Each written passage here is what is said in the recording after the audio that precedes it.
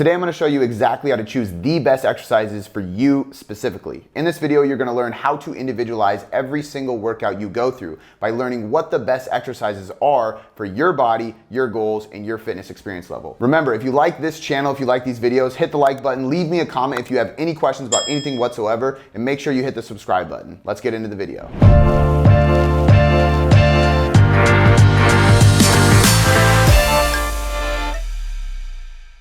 First and foremost, why do we need to talk about this today? Well, it's really common to work with trainers or online coaches and hear that they have the best exercise ozone layer for your quads or for your chest, or that the squat is better than the leg press, or whatever it may be. As an experienced coach and somebody who has been training individuals in and outside the gyms for over a decade, I began to learn that that's just never the case. In fact, it's completely wrong to say that this is the best exercise for anything, because flexibility, mobility, limb length, posture, experience, strengths, weaknesses, there are so many different things that cause different individuals to respond differently to different exercises. So my goal with this video and why I created this video was to show you how I go about deciding what the best exercises are for my clients specifically. Step one in this entire process is deciding what your specific goal is. For sake of making this video direct and to the point, I'm gonna go with my specific goal, which is hypertrophy.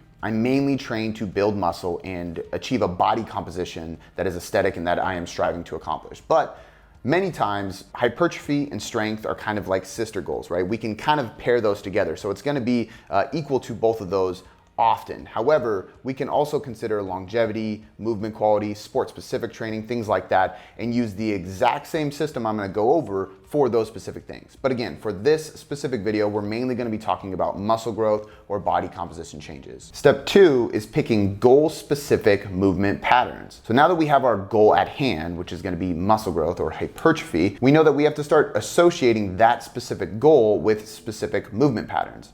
Now, in general, there is functional movement patterns: push, pull, hip hinge, squat, and then we would consider a core-based movement, which could be spinal flexion, rotation or anti-rotation. It could even be a carry.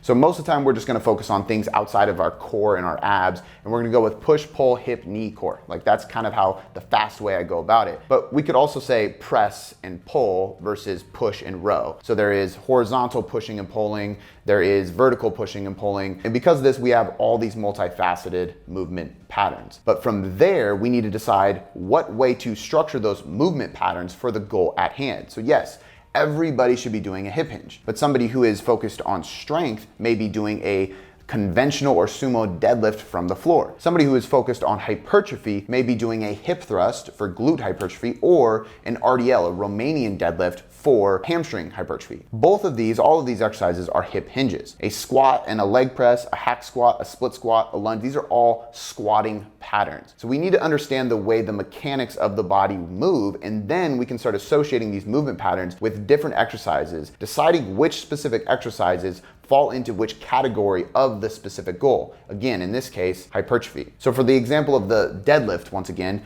my choice of deadlift in this case is going to be a Romanian deadlift, because that is going to be more beneficial for hamstring development than a conventional or a sumo deadlift, which I'm going to get into here soon. But the first and most important step after deciding what our goal is to associate that goal with specific movement patterns, and then break up those movement patterns into exercises. The third thing that we will look at is the mind-muscle connection, or the pump.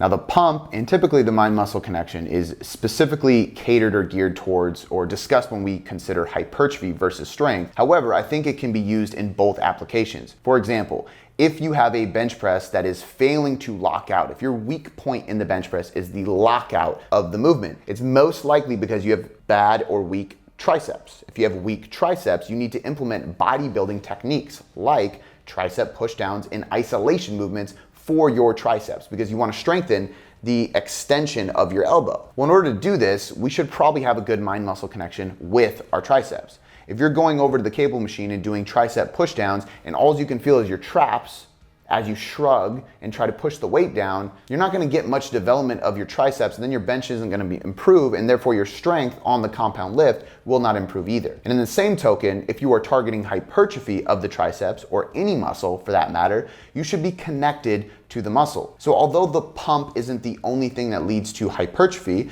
and that's more specific to a time duration of doing a movement, because you might do 2 reps and not get a pump, and it's still directing mechanical tension to that tricep.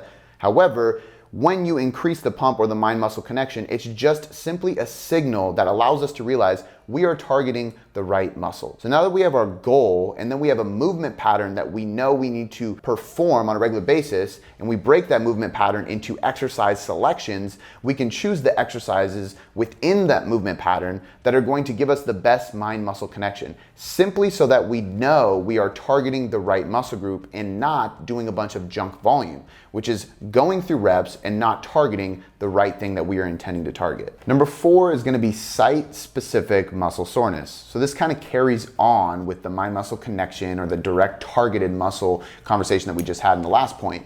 But with this is that we are feeling soreness after the session is done in that targeted muscle. And this is very important because if we are doing, again, let's say tricep extensions, and the next day we feel soreness everywhere but our triceps, we probably didn't direct that tension to the triceps, and this can lead to some issues down the road. Now, a common misconception a lot of people make is that you shouldn't experience soreness as you get more experienced in the gym. I would say that that is not true. I think that's false. Novelty creates this soreness effect. So DOMS, delayed onset muscle soreness, is just the idea that after you're done training, 24 to 48 hours later, you're gonna feel that soreness. This should not linger for days on end, but if it's never present, you might not be directly targeting the muscle enough. So when we look at site-specific muscle soreness, which is what we're talking about right now, it's a good signal that, hey, what we did in the gym yesterday or the day before, it's working really well and we're doing it properly. If we're 4 days post-session and we still feel that soreness, we probably just overdid it.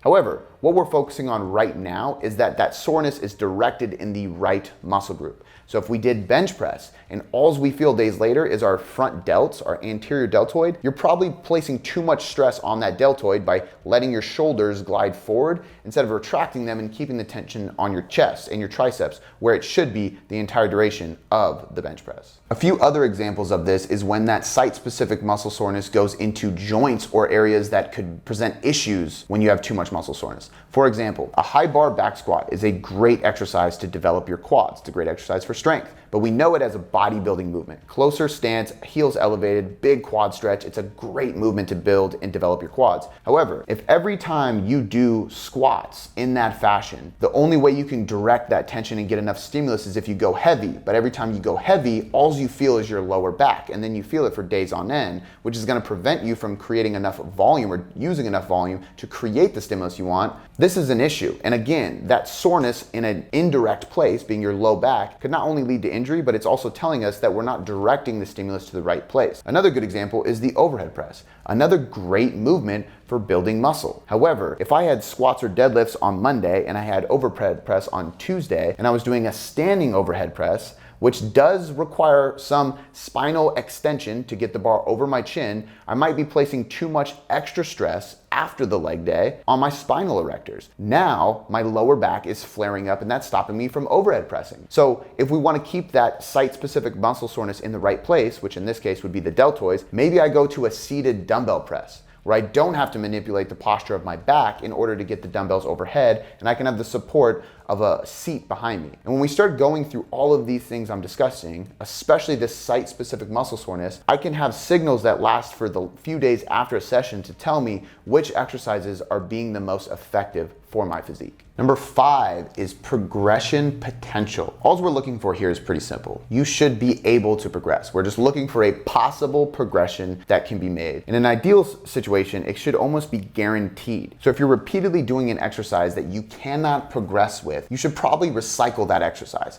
take it out, switch it up, build some strength, use some different movement patterns, and then bring that exercise back in when it is a novelty stimulus. Let's use the overhead press again. Let's say I haven't done an overhead press in a while because I've been targeting my delts with other movements, even if it's still an overhead press. Maybe it's a shoulder machine, or maybe it's a dumbbell overhead press, or a landmine overhead press. And then 2 months later, I come back to the barbell overhead press. It is still a novelty stimulus to me because it's a different movement, different exercise, and a different loading pattern. And that is going to create some muscle damage, but also a new stimulus and tension amount, which is going to be directly placed on the delts. There's certain exercises that cannot be progressed by load. So this does not just mean the classic progressive overload model, meaning I add 5 pounds every 1 to 2 weeks for as long as I can, which is a great way to go. It's proven to work, and it's been proven to work for a long time. But this could also mean adding volume by adding a rep or sets. It could be adding a pause. It could be adding a negative or changing the tempo. There are many ways to progress your movements, and the key here is that you're choosing exercises that have room to grow. They have progression potential, and that is point number 5, and it's very important because if you're not progressing over time, you're not going to be building muscle or strength anytime soon. Next, we have S.FR, which is the stimulus to fatigue ratio. This term was created by Mike Israetel from Renaissance Periodization, who I've had on the podcast numerous times, and I really appreciate his work. And this specific concept that he created is absolutely perfect for what we're talking about here. The stimulus to fatigue ratio is pretty simple. How much does it stimulate you for growth, and how much does it fatigue you? And what does that ratio look like? If the ratio is unfavorable for your goal, you don't want to use that exercise. So for example, if the stimulus is extremely high, you have a very high stimulus, that means that you give a great pump, great mind-muscle connection, the progression potential is good, the directed soreness is there, everything about this movement feels good, and it is showing progress from what you are after. However, if the fatigue of that movement is so high that it negatively impacts your ability to recover globally, meaning elsewhere on other body parts, or neurologically, stopping you from performing adequately, losing good technique and causing injuries, or just keeping you out of the gym because you're so burnt out or need deload constantly, it's not a great exercise. A good example of this is the deadlift. In my opinion, it's a horrible exercise for hypertrophy. The stimulus is very good neurologically speaking, so for strength development, it's an amazing exercise. But the stimulus isn't that great for hypertrophy. You get a little bit of hamstrings, a little bit of quads, a little bit of glutes, a good amount of core, some of your lats. Really, the balance of what muscles are being hit is dependent on every person because limb lengths and posture and positioning and whether you're doing a conventional high hip, low hip, trap bar, sumo, it changes it completely. It's a great strength exercise, but the fatigue is too high for us to warrant it as a good bodybuilding movement pattern. But if your goals are strength and hypertrophy, that might be a carryover that you have to risk or take on because the strength potential is amazing with it. So maybe the fatigue cost is worth the low stimulus from a hypertrophy perspective because the stimulus perspective from a strength aspect is really good and that's what you want. Now, we can also look at something like the leg extension for quads. The leg extension has an amazing stimulus to fatigue ratio, as does something like a bicep curl or a lateral raise. We get a great stimulus for hypertrophy, but it doesn't cause that much fatigue. You're not gonna have days of soreness afterwards. Neurologically speaking, it's not gonna zap you. You're not gonna feel like you need to deload because those leg extensions you did were so hard. So we can push the volume and the intensity and the effort close to failure quite often with a leg extension or a lateral raise or a bicep curl without causing delayed effects. So the key thing here with number 6 is that we watch and pay attention to the stimulus to fatigue ratio, and we just make sure that balance equates out to what we are really after, be that strength or hypertrophy. Last but not least, number 7. Injury risk potential. Plain and simple, is the injury risk too high for the reward of this exercise? Once again, using the deadlift. Obviously, it has a higher injury risk than something like the leg extension. However, if your goal is to be stronger, you need to develop neurological capabilities. Therefore, you might have to deadlift, which means you want to spend more time and energy getting better with your technique at the deadlift so that you can perform it safely. And the risk isn't too high for the reward because the reward is great enough for your specific goals. But if your goal is hypertrophy and or you have bad movement patterns, maybe you don't do a deadlift yet. So we have to weigh out the pros and cons. And it also allows us to weigh out these pros and cons throughout all of our exercises. Meaning we can allow ourselves to do a certain amount of exercises that do have a higher risk potential because the reward from strength or hypertrophy is great, but we can't do a lot of exercises that have a high injury risk, because if we do too many of these exercises, usually that injury risk carries over and one of them negatively impacts the other one, causing the injury to happen. So this last point here is really just to simply keep you in the gym. If you don't monitor your injury risk potential when choosing the right exercises for you, you're more than likely going to get injured or hurt in the gym, and that's going to keep you out of the gym, making it literally impossible to get the results you're after. Now that we've ran through all of these steps or these questions you need to assess and ask yourself about your training, we have a few things left to consider. I want to make sure I ask you specifically, what do you use? Do you use any of these tools? Or if there's any tools that I left out on how you design your programs and pick the best exercises for you or your clients, comment below, let us know. I know the viewers want to be able to get more and more ideas and tools that they can use, and so do I, because I'm constantly learning how to serve my clients better. Now, what we can do with this information, first and foremost, is kind of just score all of it. So I've personally created a exercise Excel sheet sort of thing. And it's just a way for me to number these out. You can do this on paper. You can create something just like you'll see here on the screen, or you can do it in your own way. You can even probably do it intuitively with a lot of experience. But the point is that we're going through these things and we're ranking them. So we're asking ourselves, with the barbell bench press in the 1 to 5 rep range, what is my stimulus for that exercise and how does that stimulus relate to my goal? What is the injury risk potential? How is my mind-muscle connection? How is my direct and indirect soreness from that exercise days later? And once you kind of start ranking and numbering all of these different aspects and questions, you'll begin to see where these numbers are high or low and determine what are the best exercises for you specifically based on your experience with those movements. And this is going to help you tremendously to dial in your program design and figure out the best exercises for you. And just remember, the biggest ROI when doing these kind of things is always picking exercises that are extremely favorable for your specific goal. So again, my goal is hypertrophy and building muscle. So I'm constantly looking at how well connected I am to the muscle, how direct my soreness is, how big the pump is. I want to really hone in on that mind-muscle connection, because the directed tension is one of the key things for hypertrophy. But I also want to manage my fatigue in all areas possible, because in order to accomplish hypertrophy, I need to do a lot of volume. Whereas building strength, you don't need as much volume. So maybe you're okay with trading off some of the mind-muscle connection for some of that fatigue expense, because the stimulus for that exercise to build strength is so high. And you have to understand that some will be high, some will be low. You're looking for the best ROI for your specific exercise. And then a bonus way that you can use this kind of system is to start looking at methods versus exercises. So when you do an AMRAP or an EDT or an EMOM every minute on the minute, or maybe you do a giant set or a superset, these are all methods that you can implement into your training with exercises. You can run these exact things on those. What if you're constantly getting injured when you do myo reps or AMRAPs? Well, maybe that isn't a good one for you to go with, but maybe those allow your workouts to be more enjoyable, more efficient, and the stimulus is extremely high, but doesn't fatigue you too much. Well, maybe it's a good idea to use it. This system is a filtering system to make sure that you're dialing in the best methods and exercises for you so that you can design your programs to be the best possible. So once again, comment below with your thoughts. What of these things you already use? What things I didn't mention that you use? I want to hear from you and see what you're doing and what tools you have on your tool belt inside of your training. And as always, if you enjoy this channel, if you enjoy this video, leave a comment, make sure you hit the like button, hit the little bell to get notified every time we drop a new video, and make sure you subscribe so you're updated every time we do. We'll catch you next time.